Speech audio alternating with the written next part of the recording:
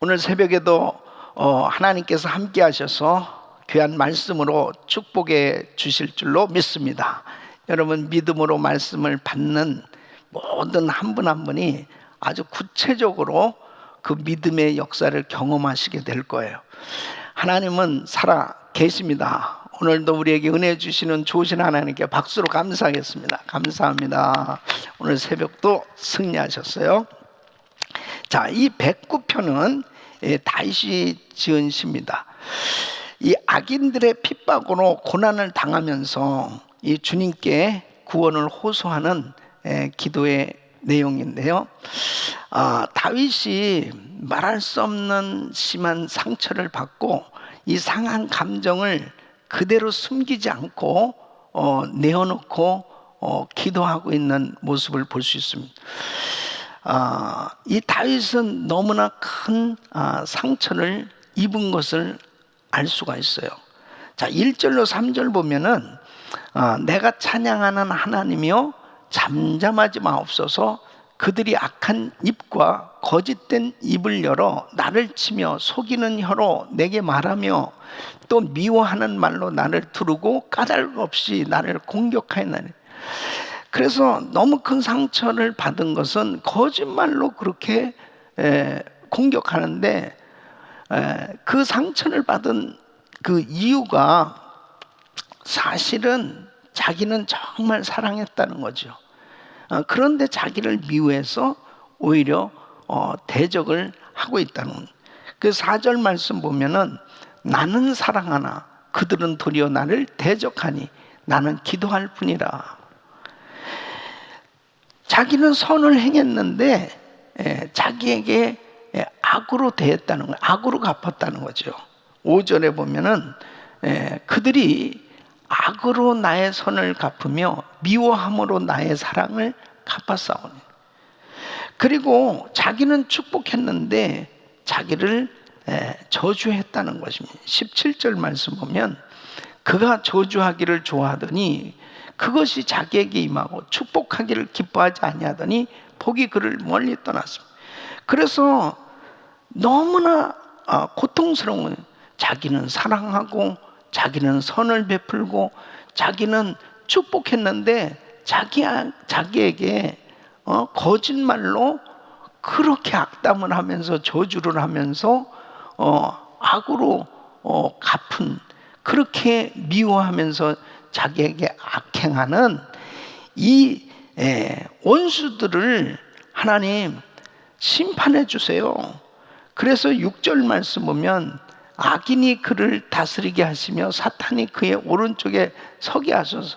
아예 이제는 이 감정의 도가 넘어서 이제는 아주 구체적으로 심판을 해 주실 것을, 이 복수해 주실 것을 간청하고 있는 걸 볼 수 있습니다.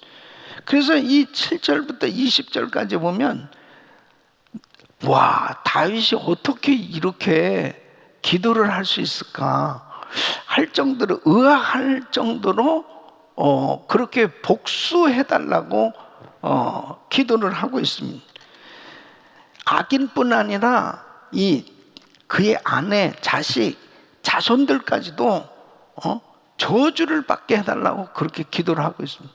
사실은 우리 예수님은 자기를 향해서 미워하는 이 원수까지라도 축복하고 그리고 용서하고 또 그들을 위해서 기도하고 악을 선으로 갚을 것을 말씀하셨잖아요.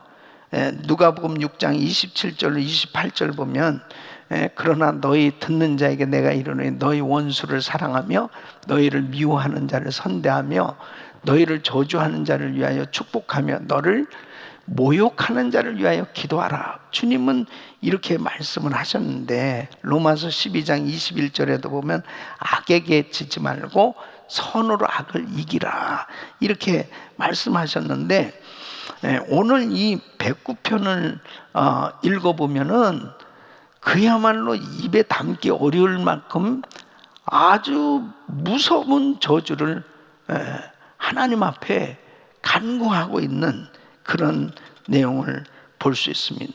아주 그것도 하나님 그냥 속히 좀 그렇게 해주시죠. 예. 그렇게 다윗이 기도를 하고 있습니다. 그러면 다윗이 왜 이렇게 기도를 했을까? 예, 첫째는 그의 솔직한 분노와 상처의 감정의 표출이라고 볼 수 있죠. 사람이 마음이 상하면은 이 상한 심령이 이 회복되기 위해서는 그것을 드러내야 됩니다. 그것을 드러내놓지 않으면은 속에서 쓴뿌리가 돼요. 그랬을 때 그것이 잘못된 성품을 만들게 돼요. 그런 사람들이 이제 감정을 컨트롤하지 못하고 갑자기 막 분노가 생긴다든지 사람을 의심한다든지 그리고 사람과의 관계가 잘 안 되는 거예요. 그래서 반드시 이런 그 상한 감정은 빨리빨리 해결을 해야 돼요. 근데 어떤 면에서 보면은 이런 상한 감정을 사람들한테 표출을 하게 되었을 때는 해결이 안 됩니다. 오히려 더 이 마음이 점점 더 상해질 수가 있어요. 그런데 자기의 이 상한 마음을 하나님 앞에 표출해 놓으면, 하나님 앞에 드러내 놓기 시작하면 하나님께서 그 마음을 만져주시는 거예요. 그 마음을 주님이 만져주실 때 치유받을 수 있는 것입니다. 그러니까 지금 다윗은 너무 마음이 상해 있는 거예요. 왜냐하면 자기는 사랑했는데, 여러분 사실 그렇잖아요. 너무너무 사랑했던 사람들끼리 서로 이제 싸움이 벌어지거나 그러면은 완전히 아주 원수가 되지 않습니까? 왜요? 사랑했기 때문에 더 큰 상처가 되는 거예요. 그러니까 자기는 사랑했는데 자기를 미워하고 대적하는, 자기는 선으로 행했는데 자기한테 거짓말로 공격하면서 아주 심하게 자기에게 악으로 갖고 있어요. 자기는 정말 축복을 했는데 자기에게 너무나 입에 담지 못한 저주를 퍼붓는 이러한 것을 당하니까 너무너무 힘든 거예요, 지금 다윗은. 그래서 하나님 앞에 그 원수에 대한 분노, 적대감을 그냥 다 표출하고 있는. 30절로 31절 보면 치유되어진 것을 볼 수 있어요. 내가 입으로 여호와께 크게 감사하며 많은 사람 중에서 찬송하리니 그가 궁핍한 자의 오른쪽에 서사 그의 영혼을 심판하려 하는 자들에게서 구원하실 것입니다. 이게 자기는 하나님의 사랑과 하나님의 구원하심, 이것을 분명히 확신하고 있는 거예요. 그러니까 여러분, 사람들에게 상처를 받을수록 절대로 사람들한테 그 분노를 표출하지 마세요. 그것을 하나님 앞에 그대로 내놓으세요. 그렇다고 해서 이것을 갖다가 숨겨놓고 있으면은 결국 이거는 쓴뿌리, 상처가 돼요. 그러면 비정상적인 사람이 되어집니다. 성품 자체가. 그래서 이런 부분들을 이제 목회자들은 상담을 한다든지, 그 다음에 하나님 앞에 그런 부분들을 드러내놓고 기도를 했을 때 주님이 만져주시는 그런 은혜로 이 치유를 받으셔야 돼요. 다 치유받으시길 예수 이름으로 축원합니다. 그런데 사실은 지금 이렇게 다윗이 분노하는 이 저주하는 이런 기도는 개인적인 보복보다는 하나님의 기름 부음 받은 자를 공격하고 죽이려는 악의 세력에 대한 이 공적인 보복의 기도라고 볼 수 있어요. 그러니까 사실 성령 받은 사람은 어떤 면에서 보면 이런 기도는 잘 안 됩니다. 여러분 대부분 그럴 거예요. 자기가 아무리 그 고통스러운 일 당해도, 그렇게 억울한 일 당해도 그냥 아주 저주를 쏟아붓는 그런 기도는 사실 잘 안 돼요. 성령 받은 사람.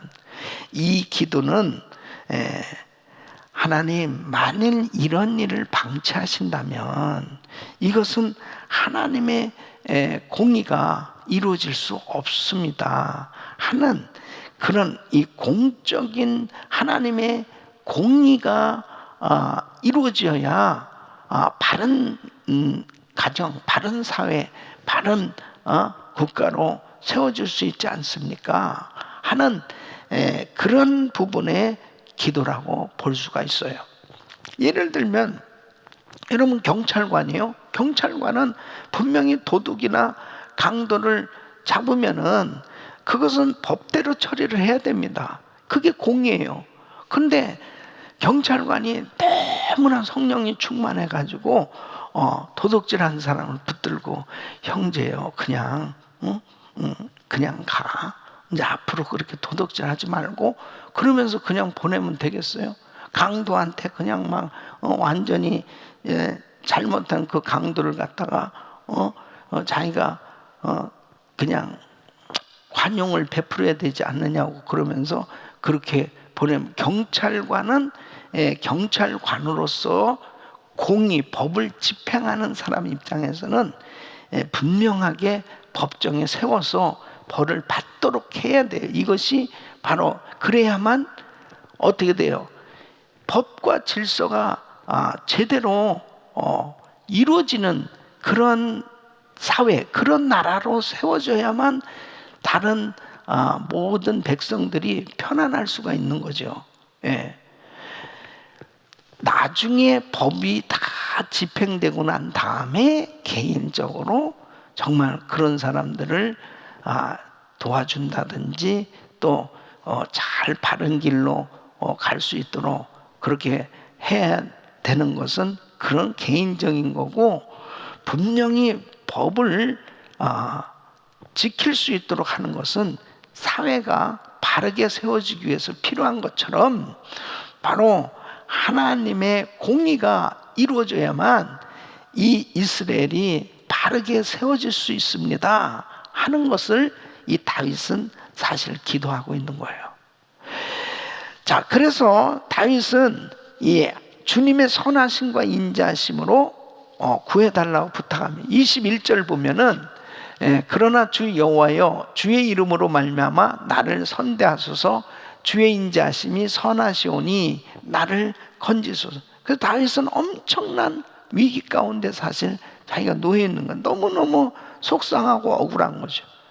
그래서 반복적으로 하나님 앞에 구원을 호소하고 있습니다. 26절로 27절 보면은 여호와 나의 하나님이여 나를 도우시며 주의 인자하심을 따라 나를 구원하소서. 이것이 주의 손이 하신 일인 줄을 그들이 알게 하소서. 주 여호와께서 이를 행하셨나이다. 그래서 하나님의 공의로 판단해 주셔서 정말 하나님께서 이 잘못 하고 있는 이 악인들이 스스로 깨닫게 하여 주셨어요. 하나님이 하신 일임을 알게 해달라는 것입니다. 그리고 사실 저주한 것은 다윗이 먼저 저주한 것이 아니고 저들이 먼저 저주했다는 거예요. 28절로 29절 보면 그들은 내게 저주하여도 주는 내게 복을 주소서. 그들은 일어날 때 수치를 당할지라도 주의 종은 즐거워하리이다. 나의 대적들이 욕을 옷 입듯 하게 하시며 자기 수치를 겉옷같이 입게 하소서. 깨닫게 좀 해주세요. 그리고 이제 분명히 하나님께서 공의로 판단해 주시고 심판해 주시고 자신을 구원해 주실 것을 확신하면서 찬양하는 내용이 30절로 31절입니다. 우리 같이 읽습니다. 시작. 내가 입으로 여호와께 크게 감사하며 많은 사람 중에서 찬송하리니 그가 궁핍한 자의 오른쪽에 서사 그의 영혼을 심판하려 하는 자들에게서 구원하실 것이미로다.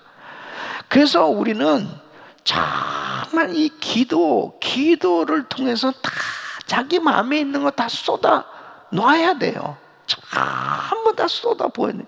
그러니까 기도를 안 하면 자꾸 사람들에게 위로받으려고 그러고 사람들에게 원망하고 불평하고 끊임없이 그런 삶이 될 수밖에 없는. 아니 그렇게 신앙생활 하면서도 그냥 입만 열면 그냥 다른 사람을 욕하고 비방하고 끊임없이, 그 뭐냐면 상처가 있기 때문입니다. 상처. 이것이 빨리 다 쏟아져서 주님 앞에 전부 다 드러내놓고 이 마음에 이 상처가 치유를 받아야, 그래야 입에서 나오는 말은 감사, 축복, 찬양. 아멘 언제 할 겁니까? 감사, 축복, 찬양, 할렐루야. 그래서 내 마음이 순화가 돼서 하나님은 다른 사람은 칭찬하고 그리고 축복하고 그리고 하나님을 찬양하는, 이래서 우리 심령이 항상 하나님의 은혜의 말씀에 젖어 살아야 돼요. 예. 이번 새벽 집회를 통해서 이런 은혜가 임할 줄 믿습니다. 자, 시편 110편은 역시 다윗이 지은 시입니다. 장차 하나님 나라를 통치하실 메시아에 대한 예언시예요. 자, 1절 말씀 보면 여호와께서 내 주에게 말씀하시기를 내가 내 원수들로 내 발판이 되게 하기까지 너는 내 오른쪽에 앉아있으라 하셨던, 하나님이 메시아를 세상의 왕으로 세우시고 통치하시게 하실 것이라는 것. 자, 그 그리스도 예수 그리스도에 대한 예언의 내용이거든요. 그래서 그리스도께서 하나님의 권세를 받으셔서 이 세상을 통치하시고 이 원수까지도 다스리시는 이런 역사를 이루실 것이다. 2절 말씀, 여호와께서 시온에서부터 주의 권능의 큐를 내보내시리니 주는 원수들 중에서 다스리소서. 그리고 그 그리스도에게는 군대가 있음을 말씀한. 그래서 어떠한 군대냐? 거룩한 군대라는 3절. 주의 권능의 날에 주의 백성이 거룩한 옷을 입고 즐거이 헌신하는 새벽 이슬 같은 주의 청년들이 주께 나오는, 이 그리스도에게 헌신된 새벽 이슬 같이 깨끗하고 신선한 이 헌신의 자세를 가진 이 그리스도의 군대들이 세워질 것을 말씀하십니다. 그 다음에 세 번째는 바로 이 메시아는 어떤 분이냐? 제사장이라는 것입니다. 4절 말씀, 여호와는 맹세하고 변하지 아니하시리라 이르시길 너는 멜기세덱의 서열을 따라 영원한 제사장이라 하셨던.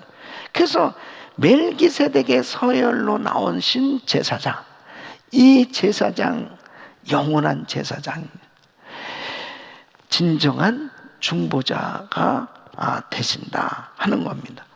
그래서 바로 히브리서 4장 15절 보면 우리에게 있는 대제사장, 우리의 연약함을 동정하지 못하시리가 아니요 모든 일에 우리와 똑같이 시험을 받으시니로되 죄는 없으심. 그래서 우리 예수님께서 우리의 진정한 대제사장이 되셔서 우리의 모든 죄, 모든 허물, 모든 질병과 모든 가난, 어려운 것들을 다 짊어지시고, 그리고 우리에게 이 놀라운 죄를 속량해 주시고 구원해 주시고 은혜를 베풀어 주시고 우리를 진정한 하나님의 백성으로 세워주시는 이 귀하신 주님 앞에 언제든지 나가서 기도하면 그 주님의 은혜를 날마다 받을 수 있는 그 길이 열려졌다는 것이죠. 그 길이 열려진 겁니다. 할렐루야. 그 길이 열려. 그러니까 우리 주님은 우리의 모든 연약한 것을 다 채울하신 분이에요. 그래서 내 아픔을 아세요. 나의 고통을 아세요. 나의 어려움을 아세요. 그 주님이 모르는 게 하나도 없어요. 왜? 우리 주님도 이 땅에 사시는 동안 그런 모든 것을 다 경험해 보셨다는. 사랑하는 아들아, 내가 너를 안다. 사랑하는 딸아, 내가 너 알아. 그 주님의 그 긍휼하심을 받을 수 있는 길이 열려진 거죠. 그래서 5절로 7절 보면 이제 그분께서 오셔서 이 땅을 심판하시고 악인들을 멸하시고, 그리고 정말 이 땅을 확실하게 통치하실 것을 말씀하십니다. 주의 오른쪽에 계신 주께서 그의 노하시는 날에 왕들을 쳐서 깨뜨리실 것이라. 문 나라를 심판하여 시체로 가득하게 하시고 여러 나라의 머리를 쳐서 깨뜨리시며 길가의 시냇물을 마심으로 그의 머리를 드시리로다 그랬습니다. 야, 너무 놀라운 예언시예요. 그래서 다윗은 장차 오실 그리스도에 대한 그 예언을 하고 있는 이 말씀이 그대로 이루어진 줄로 믿습니다. 또 이제 다시 오실 예수, 재림하실 그 예수, 반드시 예수님은 재림하십니다. 자, 시편 111편은 이제 주님의 행하신 큰 일, 존귀하신 일, 의로우신 일, 은혜와 자비를 베푸시는 그 하나님을 찬양하고 있습니다. 자, 1절로 4절에 보시면 우리 같이 한번 읽어보죠. 시작. 할렐루야. 내가 정직한 자들의 모임과 회중 가운데서 전심으로 여호와께 감사하리로다. 여호와께서 행하시는 일들이 크시오니 이를 즐거워하는 자들이 다 기리는도다. 그의 행하시는 일이 존귀하고 어미하며 그의 공의가 영원히 서 있도다. 그의 기적을 사람이 기억하게 하셨으니 여호와는 의로우시고 자비로우시다. 그러면 그 의로우시고 자비하신 그 하나님께서 어떤 일을 행하셨는가? 첫째는 이스라엘에게 양식을 주셨다는 거예요. 양식을. 그래서 5절 말씀 보면 여호와께서 자기를 경외하는 자들에게 양식을 주시며 그의 언약을 영원히 기억하시리로다. 광야에서 전혀 음식을 구할 수 없는 상황 가운데 하나님께서 만나를 내려주셨어요. 40년 동안 먹여주셨단 말이에요. 그 하나님께서 저와 우리 성도님들 정말 평생에 필요한 모든 것들을 다 채워주시는 하나님이신 걸 믿으셔야죠. 아멘. 두 번째는 땅을 정복해 하시고 그리고 그 땅을 다 분배해 주셨다는 6절 말씀. 그가 그들에게 문나라의 기업을 주사 그가 행하시는 일의 능력을 그들에게 알리셨다. 진짜 가나안 땅 자기네 땅도 아니었는데 하나님께서 필요한 대로 다 각 12지파에게 골고루 다 분배해 주시는 것은 뭐예요? 모든 만물, 모든 땅이 다 누구의 거예요? 주님의 것인 거죠. 그래서 필요한 것들을 다 분배해 주시. 또 어떤 일을 하셨어요? 세 번째는 하나님 백성들을 속량해 주셨다. 그래서 9절 말씀 보면 여호와께서 그의 백성을 속량하시며 그의 언약을 영원히 세우셨으니 그의 이름이 거룩하고 지존하시도다. 그 하나님의 그 약속대로 모든 것들을 다 이루어 주셨다는 거예요.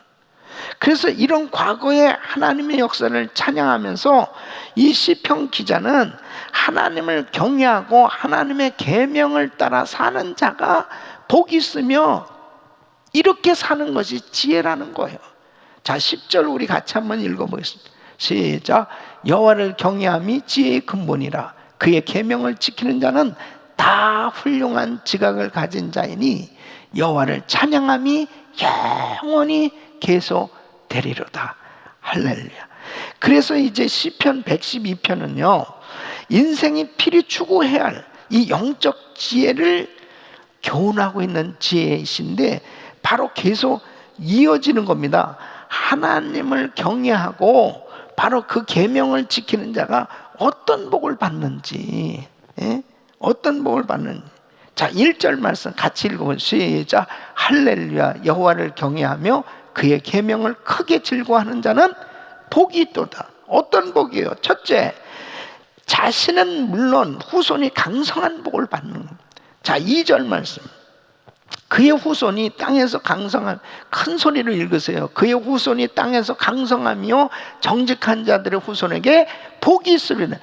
지금부터 이제 같이 크게 읽는 사람들 이 복이 그냥 그대로 임하는 거예요. 예. 두 번째는 하나님은 그의 필요를 채우시고 재물로 풍족한 삶을 살게 하신다. 3절, 부와 재물이 그의 집에 있으며 그의 공의가 영구히 서 있으리로다. 세 번째, 하나님의 건지심을 받는 복을. 4절, 정직한 자들의 흑암 중에 빛이 일어나나니 그는 자비롭고 긍휼이 많으며 의로운 이로다. 네 번째, 형통한 복이 임하는 거예요. 5절, 은혜를 베풀며 구워주는 자는 잘되나니 그 일을 정의로 행하리더라. 다섯 번째, 신앙의 흔들림이나 심령의 두려움이 없는 복입니다.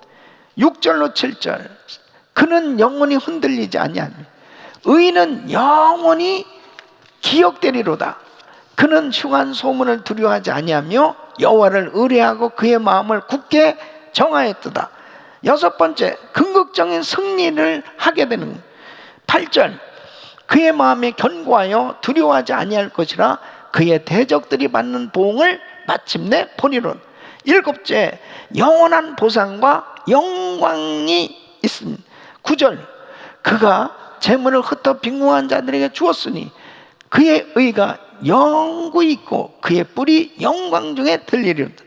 여덟 번째, 원수들에게 승리, 원수들에게 승리하는 10절, 악인은 이를 보고 한탄하여 이를 갈면 소멸되리니 악인들의 욕망은 사라지리다. 할렐루야. 하나님을 경외하고 하나님의 계명을 즐거이 지키는 우리 성도님들에게 이런 복이 임할지어다, 이런 복이 임할지어다. 이렇게 사시는 것이 지혜라는 거예요. 자, 그럼 저는 오늘 여러분과 은혜 나눌 한 구절 말씀은 시편 110편 1절 말씀 같이 읽습니다. 시작. 여호와께서 내 주에게 말씀하시기를 내가 내 원수들로 내 발판이 되게 하기까지 너는 내 오른쪽에 앉아 있으라 하셨도다. 예.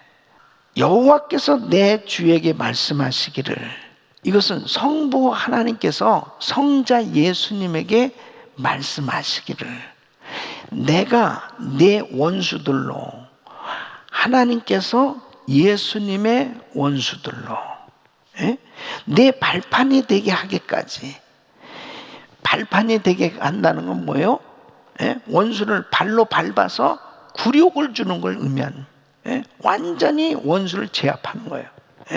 하기까지 너는 내 오른쪽에 앉아 있으라. 너는 내 오른쪽에. 바로 예수님이 십자가에 못 박혀 죽으셨어요. 그러나 3일 만에 부활하시고 승천하셔서 이제 하나님 우편에 앉아 계세요. 믿습니까?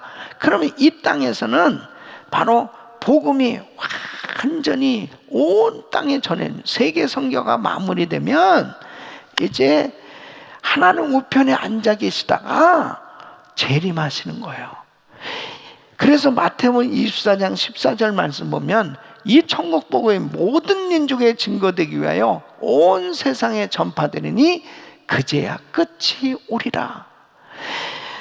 그래서 그리스도의, 자, 이제 내가 내 원수들로 내 발판이 되게 하기까지 너는 내 오른쪽에 앉아 있으라. 바로 우리 주님께서 모든 십자가에서 구속사역을 이루시고 부활하시고 승천하시고 하나님 보좌 우편에 앉아 계시는 그 동안에, 이제 주님께서 재림하시기 전 그 동안에, 그때까지 그리스도의 몸된 교회는 무슨 일을 해야 되느냐, 어떤 사명이 있느냐, 또 교회를 통해서 그리스도께서는 무슨 일을 하시느냐 하는 말씀이에요. 이것은 참 중요한 것입니다. 교회예요. 예수님께서 이제 부활하시고 승천하시면서 이 땅에 교회를 세워주신 거예요. 그리고 지금도 교회를 통해서 주님께서 역사하고 계신데, 그 첫째는 원수가 세상 주인 노릇하는 이 세상에서 그리스도의 통치를 나타내는 일을 하신다는 거예요. 그게 2절 말씀입니다. 2절 말씀. 여호와께서 시온에서부터 주의 권능의 큐를 내보내시니 주는 원수들 중에 다스리소서. 여기 시온은 교회를 의미하는 것입니다. 바로 교회는 주님의 몸이에요. 믿습니까?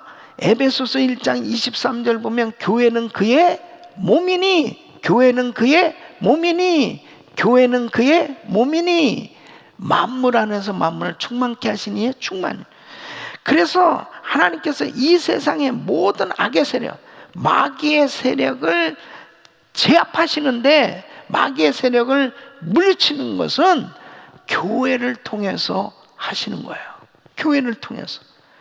그래서 바로 우리 예수님께서 하늘과 땅의 권세를 주셨다. 하늘과 땅의 권세. 하늘과 땅의 권세를 가지신 우리 예수님께서 이 권세를 바로 교회에 주셨어요. 그래서 교회를 통해서 이 땅을 통치한 하나님의 나라를 확장해 나가는데 마귀의 세력을 물리치고, 그리고 계속해서 하나님의 백성들을 구원케 하는 사역을 교회에다가 위임하셨다. 교회를 통해서 역사하고 계신, 믿습니까? 그래서 교회는 말씀을 선포하는, 복음을 선포하죠. 치유의 역사, 귀신을 쫓아내고, 그리고 하나님의 놀라운 능력의 역사가 막 나타나는 장소가 교회란 말이에요. 예. 그래서 마태복음 10장 8절 보면, 예? 병든 자를 고치며 죽은 자를 살며 나병 자를 깨끗하게 하며 귀신을 쫓아내되 너희가 거저받았으니 거저주라. 바로 제자들을 보내시면서 복음을 전하게 하시고, 복음을 전하면서 제자들을 통해서 이런 권세가 막 나타나고 있는 거예요. 그러니까 여러분, 우리가 교회를 통해서 정말 이 복음을 전하는데 땅끝까지 이 세계 선교를 감당해가는 이 사역을 통해서 똑같은 역사들이 일어나잖아요. 귀신이 쫓겨나고 병자들이 고침을 받고, 사람들이 정말 묶여 있었던, 질병에 묶여 있었고 가난에 묶여 있었고 죄에 묶여 있었던 사람들이 복음을 듣고 자유함을 받고 변화를, 건강함으로 회복되어지는 이런 역사들이 계속 일어나고 있잖아요. 할렐루야. 바로 우리 주님께서 교회를 통해서 지금 이 일을 하고 계세요. 교회는 누구예요? 저와 우리 성도님들이 교회죠.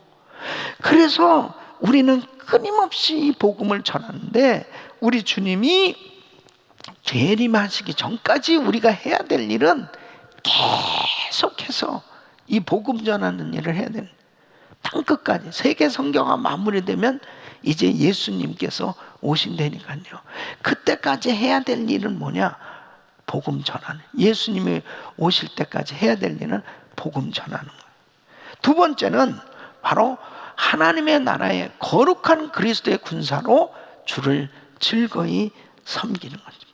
자, 3절 말씀 보면 주의 권능의 날에 주의 백성이 거룩한 옷을 입고 즐거이 헌신하니 새벽 이슬 같은 주의 청년들이 주께 나오는도다. 바로 교회의 성도들의 모습이에요. 교회 성도들의 모습이 이래야 되는 거예요. 주의 권능의 날에 성령의 권능을 받고 성령의 권능을 받은 성도들의 모습, 거룩한 옷을 입고 바로 예수 그리스도로 인해서 의의 옷을 입은 거예요. 거룩한 심령으로 변화를 받은 거예요.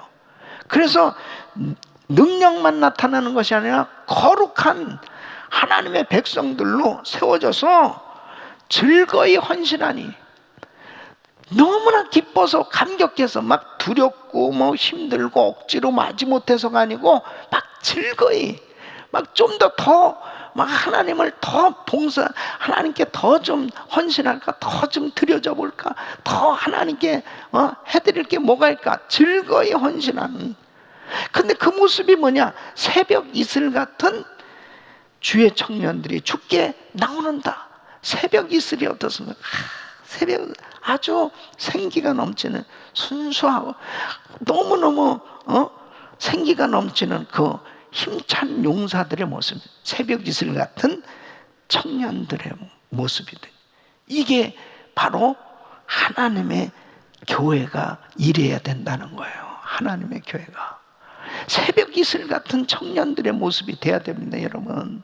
예? 이게 바로 그리스도의 군사예요. 그리스도의 군사가 빌빌하면서 그냥 눈은 다 풀어져가지고 그 다음에 뭐 시키면 아이고 못해요. 아유 제가 뭐 그걸 할 수 있나요? 아유 꼭 뭐 그렇게 해야 됩니까? 아유 힘들어요. 어려워요. 그리스도의 군사들, 그것은 패장병의 모습입니다. 그리스도의 군사는 당당해야 되는 거예요. 예? 원수마귀, 어떤 더러운 원수마귀가 우리 교회를, 우리 성도들을 함부로 할 수 있냐? 할 수 없어. 예수 이름으로 우리는 그냥 당당해야 되는 거예요. 이게 그리스도의 군사의 모습이에요. 그래서 교회는 막 활기차야 되는 겁니다. 예? 새벽 이슬 같은 청년들의 모습으로 막 그냥 반짝반짝. 그러니까 그냥 새벽에도 그냥 반짝반짝. 할렐루야, 반짝반짝. 그냥 시간이 없어가지고 그런데 그냥 찬양하고 막 해야 되는데, 기쁨으로 헌신하는 모습은요, 이게 그리스도의 정병입니다. 이런 모습을 일어나길 축원합니다. 이게 교회예요. 그래서 세상을 향해서 막 선포해 나가는 거예요. 그러니까 우리가 이 코로나 바이러스 사태 가운데서도 새벽부터 찬양하고 기도하고 말씀으로 충만하니까 더러운 어떤 것들이 틈탈 수가 없는 거예요. 우리 성도들이 막 새벽부터 일어나서 하나님을 찬양하고 그리고 복음을 전하고 담대히 이 세상을 향해서 선포하면서 나가는 거예요. 세 번째는 죄의 저주 아래 고통당하는 인류의 아픔을 긍휼히 여겨서 하나님께 기도하는 제사장들이다. 이게 교회예요. 자, 4절 여호와는 맹세하고 변하지 아니하시리라 이르시기를 너는 멜기세덱의 서열을 따라 영원한 제사장이라 하셨다. 멜기세덱의 서열은요, 이것은 혈통대로의 제사장이 아닌 거예요. 아론의 반차를 쫓아서 세워지신 분이 아니에요. 우리 예수님은 멜기세덱의 반차를 따랐다. 이것은 뭐냐? 하나님이 특별히 세우셨다. 영원히 능력이 있는 제사장. 뭐 어떤 기간이 주어진 게 아니고, 왜요? 하나님이셔, 예수님. 근데 이 제사장의 역할은 뭐예요? 하나님과 인간 사이에 중보하는 역할입니다. 얘가 죄를 졌습니다. 이 죄를 용서해 주세요. 이 중보자의 역할이에요. 근데 아주 완전하고 영원한 확실한 제사장이 되니까 우리 예수님은, 그러니까 그 예수님에게 나가면 다 용서받을 수가 있는 거예요. 예수님 앞에 나가면 다 회복될 수 있는 거예요. 왜? 완전하신 제사장이시니까. 완전한 제사장. 그런데 교회는 바로 어떤 역할을 하냐?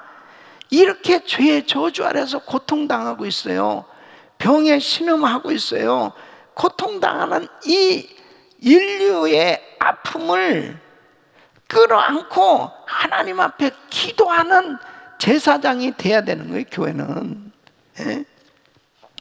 그래서 하나님 앞에 부르짖으면서 불신자들을 위해서 기도하는 거죠.